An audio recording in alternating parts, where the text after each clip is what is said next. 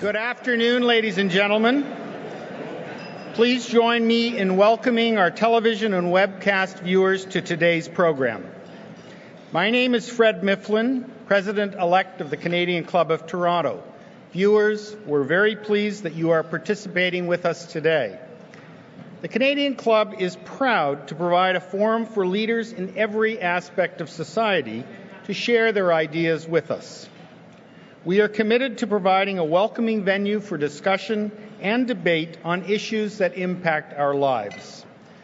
Through our programs and activities, we offer access to dynamic political, business, and public figures from around the world, like today's guest speaker, Elyse Allan. Before I formally introduce Elyse, here's a snapshot of some of our upcoming events. On February 12th, Brian Porter, President and CEO of Scotiabank, will share his views on the current economic climate to a sold-out crowd. And on February 16th, Amanda Lang, along with the Right Honourable Paul Martin, David Rosenberg, and the Honourable Michael Wilson, will join us for the launch of a very special initiative, Canada 150, as we move towards Canada's 150th birthday.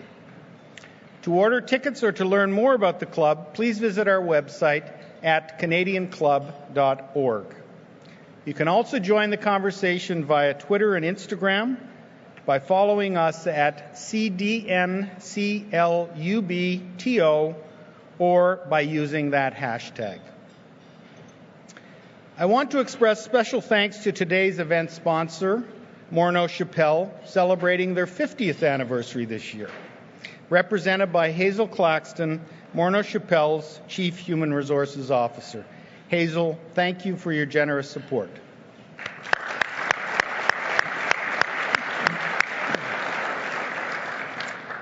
I'd also like to recognize two groups of youth and young leaders who are with us today.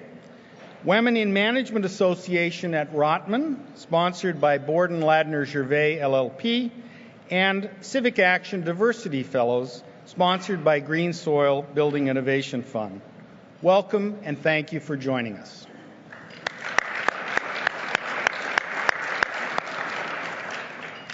And now our guest speaker. GE has deep roots in Canada. It has operated here for over 100 years. Beginning in Peterborough, GE now operates across the country. GE is a global powerhouse known for bringing good things and good ideas to life. I think somebody else said that, Elyse. Throughout its history, GE has adopted and transformed. Why? To keep pace with industrial changes, technology, and the global dynamics of a constantly evolving marketplace. Here at home, Elyse Allan, President and Chief Executive Officer of GE Canada and Vice President GE, is a champion of change. She has dedicated her more than 30-year GE career to business innovation. Elyse has contributed her expertise to advisory boards that have addressed our competitiveness, energy strategy, economic development, transportation plans, and access to credit. A distinguished executive, she has been widely recognized for her innovative ideas and leadership. GE Canada's President and CEO has been named a top 100 Women of Influence by Women's Executive Network. The YWCA identified her as a woman of distinction in business, and Maclean's magazine has called her one of Canada's most influential business leaders. In 2014, she was appointed a member of the Order of Canada for her community work and for her contributions to business. Elyse has generously agreed to take questions after her speech, so please fill out the Q&A cards, which are on your tables. Our volunteers will come around to collect them. And now we're happy to have Elyse speak to us about the future of work. Elyse, the Canadian Club of Toronto's podium is yours.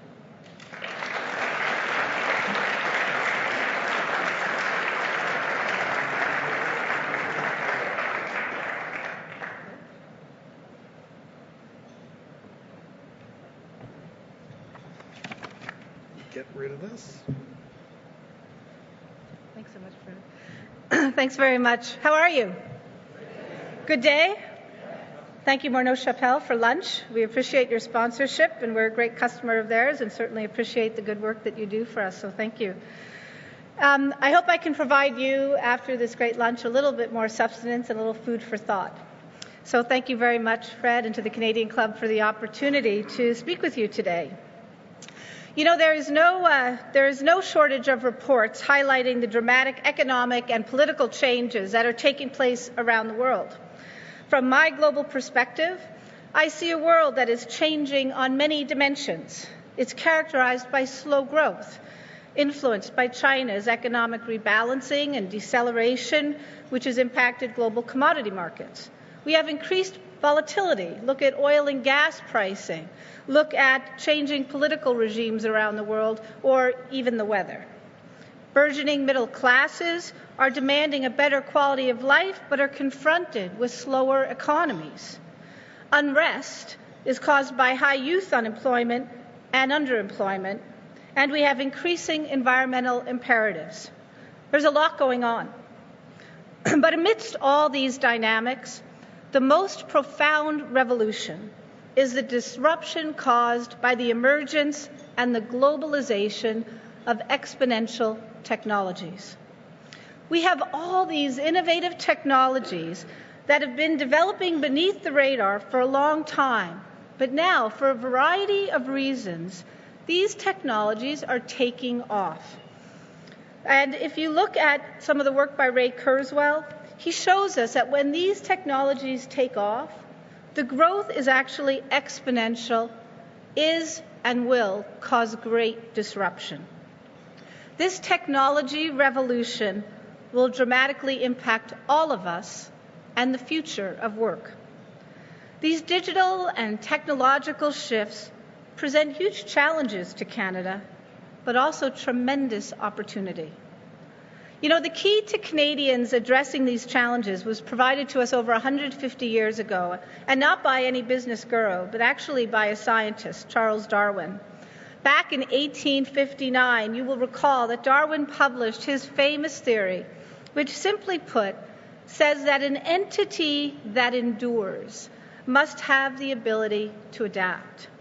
In times of rapid change, those who adapt the quickest will survive. And it's equally true for living things, companies, and countries. And that's what it will take for Canada and Canadian business to survive in this economy. Today, we face digital Darwinism, the risk of becoming obsolete as technology evolves faster and faster. So I thought with you at lunch, I would take a look at 3 disruptors quickly. The industrial internet, or the Internet of Things, advances in manufacturing. You often see the consumer world, but I thought I'd draw back the curtain on the manufacturing world, and also the emergence of what we fondly call the global brain. My message to you is that no one in this room is immune from these forces of change and the disruption that they will create. And as business, government, and community leaders, we need to understand these drivers, anticipate their impact on the future of work, and adapt quickly if we are to succeed. So first, let's talk about this industrial internet, aka the Internet of Things, also known as the 4th Industrial Revolution. You know, GE just released the results of its 2015 Global Innovation Barometer. It's a survey we do around the world, 26 countries, and it actually includes Canada and features some Canadian insights. And I'm very encouraged by its results. Back in the 2014 survey, 18 months ago, the findings showed Canada at the bottom of 26 countries when executives talked about their understanding of investment, the importance of investing in the industrial internet. In fact, at that time, only 40% of the executives viewed data and analytics as important drivers of innovation. However, this year we see a big change, a dramatic change, with 75% of the respondents stating the industrial internet's importance. That's good to hear.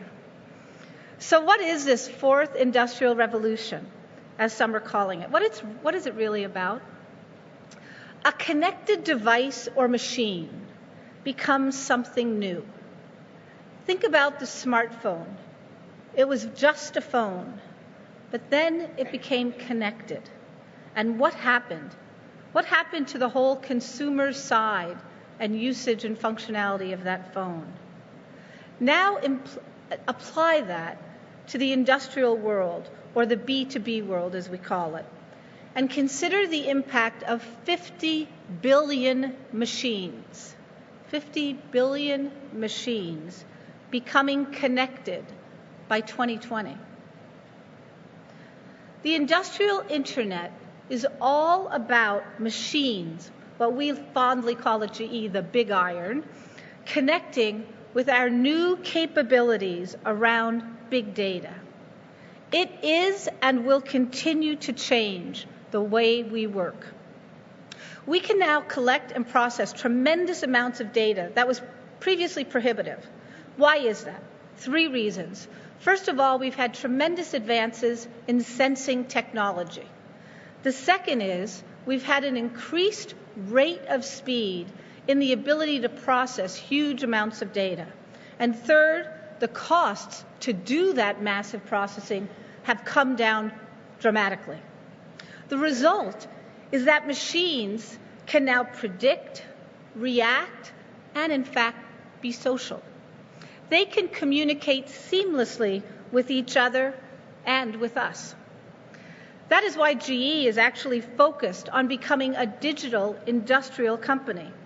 We're on a trajectory to be the largest software company in the world by 2020. That's a far cry from your parents' memory of us in tea kettles and lighting, old lighting. We think it is essential as we look at ensuring our customers' success now and in the future is this digital industrial focus. Think about GE's machines. Gas turbines, jet engines, locomotives, medical devices, they are becoming predictive. That allows us to actually fix them before they break. That has profound implications because you could actually have 0 unplanned downtime. In fact, we've also developed something called Predix, and for those of you in the computer world, it's an operating platform where we and others, because we've made it open, can develop applications that will actually enable this industrial internet. Let me give you some examples of how this works. 2 quick ones. Jet engines. I am sure that some of you somewhere have experienced a flight delay, maybe once or twice, maybe even a cancellation. But did you know that 10% of those are actually caused by unscheduled maintenance events? With new self-learning sensing technology, we can move to predictive maintenance, where the plane talks to the tech folks. So while it's in the air, it communicates to the tech folks on the ground that there's an issue, and that issue can be addressed before the problem occurs. In the U.S. alone, that would prevent over 60,000 delays and cancellations a year. I saw thumbs up on that one. Let me just talk, I love talking about wind. Just briefly, the idea of machines talking to one another really comes alive for me when I think of the advances taking place in wind turbines. And because of this new remote sensing technology, all the advances in monitoring and diagnostics, wind turbines can now communicate with each other and actually adjust the pitch of their blades in a coordinated way as the wind blows through the wind farm, which impacts and improves the efficiency of that farm and helps to significantly reduce the cost per kilowatt of the wind, the power being generated from that wind farm. So really, this whole consumer internet that you've all experienced personally is now moving to the B2B world. And according to our innovation barometer, there is considerable optimism about this digital transformation. In fact, globally and in Canada, well over 60% of all the respondents cited positive anticipation of what this new world order could bring. So now let me talk about the second disruptor. The second force influencing the future of work is that of how we make things. It's changing in big time. In our research, we found that 85% of respondents anticipate a radical transformation in the industrial sector through advanced manufacturing. And you know what? They're right. At the core of advanced manufacturing is the idea of this ability to digitally link the design with the product engineering, with the manufacturing, supply chain, and servicing into one cohesive, intelligent system, which at GE we're calling the Brilliant Factory. And what makes it brilliant is that the factory equipment and computers can talk to each other over the internet in real time, sharing information and making decisions real time that will improve productivity, manage supply chain, and actually prevent possible downtime. How we make things, so that's the process, but now how we make things is also dramatically changing. I'm sure most of you have heard about 3D printing, additive manufacturing. You may think it's somewhat new, but you know it's actually been developed for over 2 decades. But here are a few salient points from, let's say, a GE perspective. With 3D printing, you have more flexibility to produce prototypes faster and at lower cost. So engineers can now print one part. They can run and test it, and based on the test feedback, actually quickly adjust the digital design and reprint an improved version right away, rapid time. This accelerates considerably the cycle of design, prototyping, and production in a way that we just haven't seen before. Additive manufacturing also allows us to create completely new parts and products with new properties, a combination of new design and materials technology. Let's just think about design. Today, many parts are designed to fit the manufacturing process. In other words, you've got existing machine tools. So when you go to design what you're going to make next, a lot of times you actually make it work to the way you're going to produce it. With additive manufacturing, you don't have that constraint. Instead, you actually have more degrees of freedom in both the whole production and now the design. So products that maybe once consisted of multiple parts, small sub-assemblies, we might call them, you can now look at that sub-assembly as an integrated whole and print, design one part, no more assembly. Additive can create also huge disruption to business models. Consider service for remote sites, like mines, or maybe shipping vessels at sea. These remote locations can have their own printers and their materials on site, so parts can actually be printed on location. Think of the impact this will have. Someone like me who is a supplier, that impacts supply chains, parts sales, inventory management. For the customer, though, they can be seeing all sorts of increases in productivity, safety, and even things like uptime, for example. Additive manufacturing can now be used to build everything from shoes, custom shoes, and braces, to medical implants, industrial components, for parts like airplanes, and perhaps one day, even human tissue. So, we've talked about 2 disruptors. Talked about the industrial internet, talked about advanced manufacturing. So let me talk about the third dynamic that I think is influencing how we work. And as I said, we fondly call it the global brain. This is all about the collective intelligence we can tap into around the world because we now have integrated digital communication network. With open source platforms and crowdsourcing, we can reach a distributed global talent pool and engage their creativity and passion for what we need. In Canada, we reached out to the global brain with a 2-phase $1 million challenge to address very specific environmental challenges in the oil sands. So GE specified what the challenges were. Both phases generated applications from across the world. And in fact, at the end of phase 1, our 4 winners, one came from India, another Netherlands, England, and Italy. Solving challenges in the oil sands, none of them had ever been there. GE is working on development agreements to test-proof their concepts today. So here we were able to bring in this wealth of distributed talent to help solve our problems here at home. That is the power of the global brain. So in summary, let me just say the future of work is changing. 3 forceful market dynamics are disrupting our way of doing business.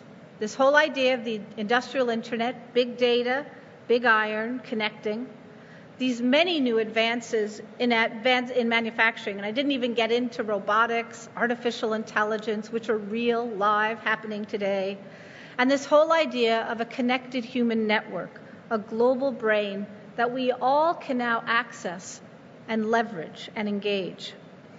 But as these changes gain momentum, we will see more disruptive business models emerging. Manufacturing and services may start to really converge. Manufacturers will be embedding more and more software into products so that upgrades will actually become service updates, not hardware-based. And at the same time, service companies like Google or Amazon, they might actually become custom manufacturers. We may see a level of distributed customization that we simply have never seen or experienced before. So are you ready? Are you and your organizations ready and able to adapt quickly to these emerging disruptive technologies? What do you need to think about? What do you need to do? So maybe I'll close with just a few suggestions and thoughts about what's next. Comment a little bit about technology, people, process, and education. You know, innovation happens on the fringes. Are you playing in that space and learning about new technologies before they hit that exponential growth curve? Because the fact is, if you're late, once we're all talking about it here, some would tell us that we've missed it. It may be very hard to catch up when those technologies really and are taking off. So how do you think about it as a leader, and how do you encourage your staff to explore, to test, to take risks, to not be with the people like us, but to go with the people that are playing in the space that's uncomfortable, that's new, that's different, that's innovative? All this innovation is also going to create significant strain on our current workforces. Over 2/3 of our Canadian executives cited a lack of talent as being a barrier to efficient innovation and believed that they have to reskill and retool their workforces. But as I learned, we have a Bromont facility in Quebec. It's an aviation facility. And what they have taught me at this plant, which we've had there for over 20 years, is that when you have the right attitude, the right tools, incredible support, and you invest, you can create a team that embraces change, relishes productivity, and loves to learn. Where are you on that effort with your teams? Are you making the investments we as business and organization leaders have to be making in our workforces to ensure that they are getting the skills and the insights they need to adapt to the technology innovation that is happening? We have also entered, I think, a new era of collaboration. We talk about it a lot, but I would say, and certainly our learnings at GE, is that we have to define this in a very new and different way. And taken to its extreme, this era is actually emerging into the new sharing economy. Even our innovation barometer captured this trend, which was interesting. This year's results showed that over 86% of the businesses are seeing an increase in the revenue created through collaboration. a dramatic increase from about 60% last year. Are you embracing this trend? Are you defining what collaboration really means for your organization? How you work in a different and collaborative way, and do you have the skill set to do so? Are you assessing your vulnerabilities and opportunities?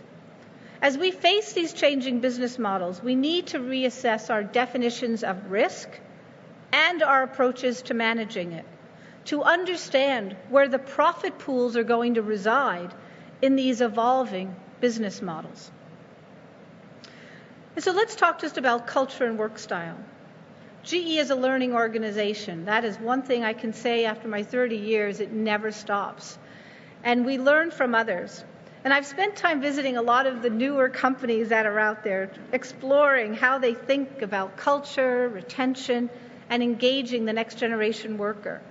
I know we have to adapt and quickly, and we have to evolve our culture to meet the future of work. We're learning from others all the time. Are you creating an attractive oasis for the nomadic workforce graduating this year?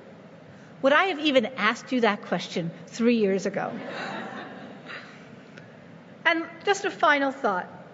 How do we ensure that the next generation graduates with the right skills for the future of work? You know, for years, we've supported ACTUA, which inspires science and technology learning. I'm delighted that Jennifer Flanagan, who leads that organization, is here today. They reach over 220,000 youth nationally, working with 33 university and college partners, many of whom are also with us today, and I thank them for coming. In BC, we have Premier Clark just launched coding as a core curriculum. Our innovation survey shows that executives are seeking talent who can problem solve and bring creativity to the table. So we not only need that understanding of STEM, but we also need people who can deal with all the vagaries, varieties, ambiguity coming around the corner and bring that problem solving and that creativity to the table. You know, I started my remarks describing a global world characterized by volatility and disruptive technologies. At GE, we call it a figure-it-out world now, a figure-it-out world. We want a next generation who engages in those challenges, thrives on that ambiguity, and plays offense with volatility. Digital Darwinism is a real risk of organizations. This is an exciting time. It's characterized by rapid technology innovation and growth that will impact all aspects of the future of work.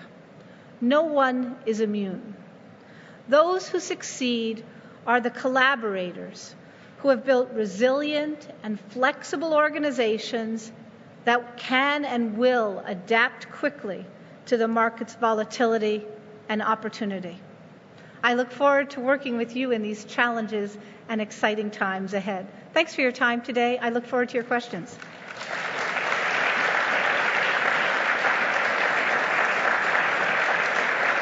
We have time? Oh, okay, great. Thanks very much, Elyse. And as I mentioned, Elyse will take some questions. Sure. So I have a couple here that have been handed in, but if you have others, please submit them. This is a great question. GE has undergone an enormous restructuring in the past 2 years, including financial services and the creation of a software business. Mm-hmm. What lessons have been learned along the way during this great change, and how has it impacted how you do business in Canada today? Okay, great question. So I would first say yes. So the first question is yes, we have, for those that don't know GE, we have done quite a portfolio change where we made a major shift moving from our financial services business in order to bring more value to the shareholders and pivoting into a truly industrial company. And with all the technology innovation that I talked about, we had a realization starting 3 or 4 years ago that the need to become a digital industrial company was going to be the essence of sort of the next transformation in GE's longevity and successful history. So we have made this portfolio shift, having sold about $140 billion worth of our capital business. A lot of the capital business is almost all sold last year. And adding to our industrial portfolio last year, closing on the acquisition of Alstom. So just for those that don't know the company, a little bit of background on us. So what have we learned? And I think one of the key learnings is that you can never move fast enough. Speed has become so critical in, I think, the stage that we are in. I think we've always recognized the importance of moving fast when you're doing a restructuring. It's always hard, and the faster you make the decisions and get through with it, the sooner you get on to going where you have to go. But I think in this time, because of some of the comments I made in my remarks, in this time of technology, innovation, that if we don't move fast enough, we'll miss the opportunities that are in the market, or we will simply miss those innovations. Think of all the volatility that's going on. That volatility means that that opportunity might be there today, it might not be there tomorrow. If you don't move there quickly, you miss it. And so we have to be able to, we're focusing very much on how do we be, as a big company, just more and more entrepreneurial. Trying to ensure that we are empowering our front lines to make their decisions, have distributed decision-making, distributed action, and a new set of beliefs that just keep us focused on the customer, focused on the market, moving fast. I think those are some of the real critical components in the cultural evolution that we're going through. Great, thank you. This is a question that is near and dear to my heart as a father of a liberal arts graduate daughter, and I didn't write the question. With all the attention placed on acquiring talent with software and data analytical skills, do you still see a place in this digital industrial world for liberal arts educated people? Oh, I love the question. As a science grad from a liberal arts school, I thank you for that. But I think what we have learned, and we were actually talking about this internally when I was writing the remarks a little bit, because I think what we are learning as a company is that we need both. And the innovation barometer, the findings from that have really confirmed it. When I looked at last year, in Canada, one of the biggest barriers to innovation and success that business executives cited last year was they didn't have enough out-of-the-box thinkers. It is a world where technology is so key and core right now. And so we need people who aren't afraid of technology, who embrace it, who are comfortable with it, and who may have varying degrees of understanding of it, but aren't afraid of it. But more and equal, or I would say equally importantly, we need people who understand what that technology, how it might disrupt and impact our business models, the opportunities it might create, the challenges and disruption it might cause. And don't panic around that because they don't understand it, but can see their way through it, can deal with that ambiguity, can deal with that uncertainty, and can be creative about the solutions. I mean, you just think of all these new companies that have emerged, whether you're talking about Uber, Airbnb, all these new medical device companies and DNA and genome, things that people as a consumer couldn't access before that now you can make decisions on. Now that's going into the business world. Think of the disruption it caused in the consumer world in many of those markets. Now that's going to continue at an even faster pace. We need people that understand the science of it, people that can deal with the tremendous amount of data that will come with it and work through that, and people that can deal with the disruption to the business models. There's a place for people that have all these interests, but it is different than the way we thought about it before. So yes, go for liberal arts, go for science, design. There's a space, but it's in different places and where we used to look for it. That is music to my ears. We've got a couple of questions on intellectual property, so I'll do my best to blend them together. And how will a manufacturer protect intellectual property in its products when anybody can reproduce a 3D printer or a number of other things? And there will always be room for lawyers. McCarthy's is thrilled. Yeah, there's the table. When you think about the IP implications of a lot of the examples I gave you, and I could have gone into it in greater depth, but it really is a challenging new time. When you think of, where does data reside, who owns data, how do you deal with drawings, if you're going to do remote printing, if the customer's going to do it. And that's where I go back to very, very disruptive business models, where the money is made, how you price, what you're selling is changing. And that's cool. If you like, it's exciting, it's interesting to think about all this. But it can also be very frightening, and you have to be thinking about it because it can happen suddenly, it can happen quickly, and it can come out of left field, right? It can come from a direction that you simply didn't anticipate. So IP, I think, will be a core area of discussion from many different fronts, many, many different angles. Thanks. So we've got two last... I don't have the answers to it, other than to say that we know it's an area where you'll want competency.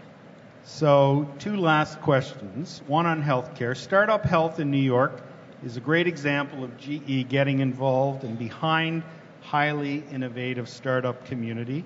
What role is GE Health playing in Canada with respect to the startup world? Yeah, I'll talk briefly about just across, because I know there's folks from lots of different industry. We've certainly been working very closely with GE Ventures in Canada to make sure that GE Ventures is integrated and involved with the startup community here.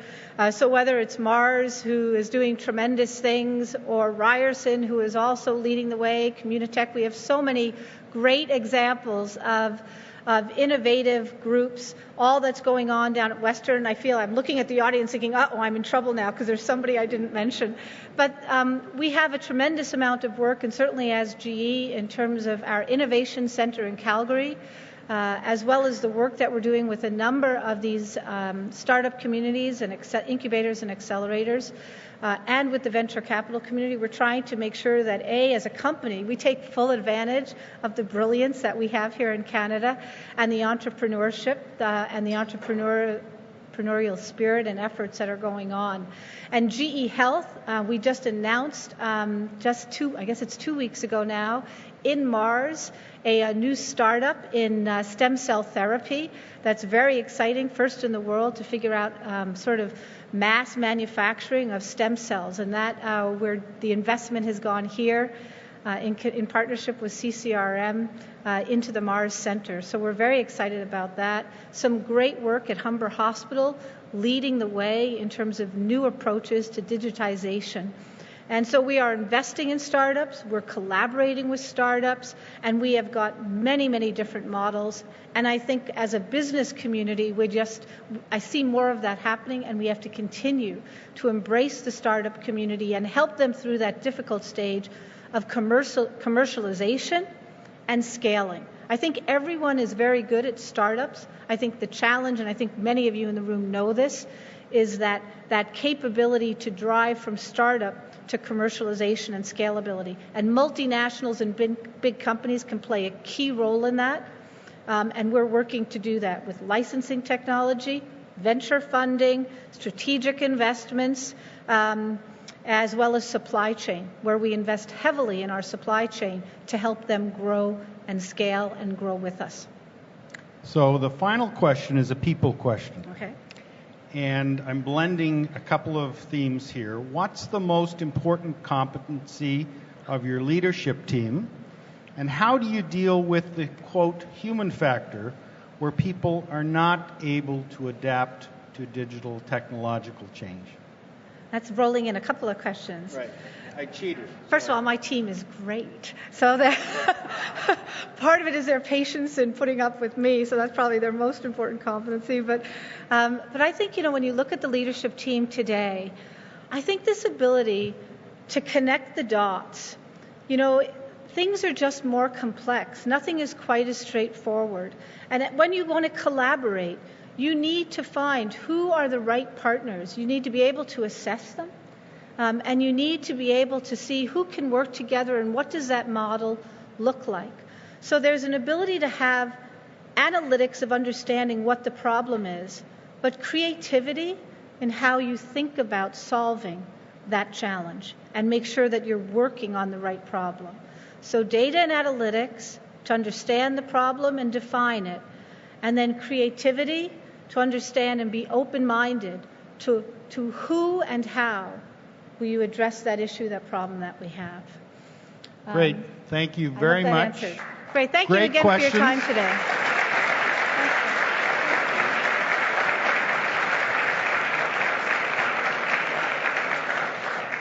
So I'd now like to invite Willa Black, a director of the Canadian Club, to formally thank Elyse. Thank you, Fred. Ms. Allan, on behalf of the Canadian Club of Toronto, I'd like to thank you for sharing your passion for excellence, innovation, and results here this afternoon. Many of us are nervous about the pace of change that surrounds the way we live, work, and play, but you compel us to embrace it. As you say, and through the many examples you gave us in advanced manufacturing, the industrial internet, and the global brain, the digital and technological shifts presents huge opportunities. As a staunch proponent of investments in science, research, and innovation, we thank you for your tireless advocacy on behalf of those important sectors. Please accept our deep appreciation for all that you do to enhance Canada's business climate and for always putting your imagination to work for the good of our country. Thanks again for joining us.